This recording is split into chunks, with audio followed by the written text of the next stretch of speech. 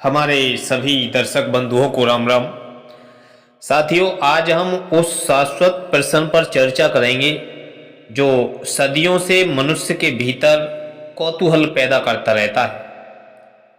साथियों, प्रश्न है कि यदि ईश्वर है तो वह इन आंखों से हमें दिखाई क्यों नहीं देता है? वह छिपा हुआ क्यों है? या हमारी देखने की दृष्टि में कोई कमी है? साथियों, भगवान के अदृश्य होने के पीछे का असली सच इन 3 उदाहरणों में छिपा हुआ है। पहला उदाहरण है दूध और घी का उदाहरण। जैसे दूध को देखने पर हमें घी नहीं दिखाई देता है, लेकिन इसका मतलब यह नहीं है कि घी उसमें है ही नहीं। घी प्राप्त करने के लिए दूध को मथना पड़ता है। ठीक वैसे ही परमात्मा इस संसार में कण कण में है। उसे देखने के लिए साधना का मंथन बहुत जरूरी है। साथियों, दूसरा उदाहरण है हवा का उदाहरण। हवा हमें दिखाई नहीं देती है, लेकिन उसका अस्तित्व सबसे अनिवार्य है। हम उसे महसूस कर सकते हैं। ईश्वर दृश्य की वस्तु नहीं है, बल्कि अनुभव का विषय है। कबीरदास की वाणी जो साखी के माध्यम से बताती है कि कस्तूरी कुंडल बसे, मृग ढूंढे बन माहि, और ऐसे घट घट राम है, दुनिया देखत नाहि।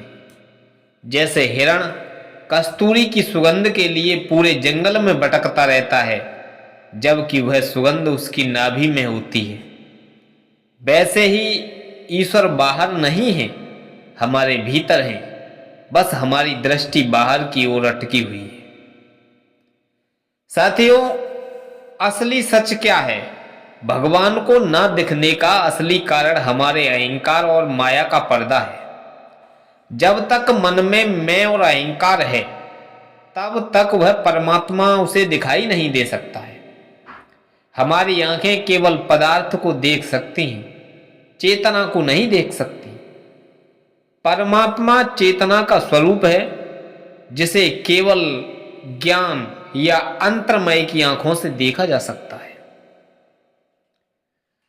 तो अब ध्यान की विधि कैसे करें, क्या करें?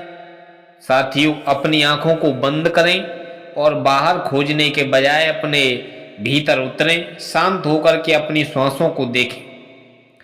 जैसे जैसे विचार शांत होंगे, वह प्रकाश प्रकट होने लगेगा जो हमेशा से वहां था। साथियों, ये ज्ञानवर्धक प्रसंग आपके लिए कैसा लगा?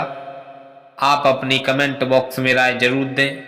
तब तक के लिए हमारे सभी दर्शक बंधुओं को राम राम।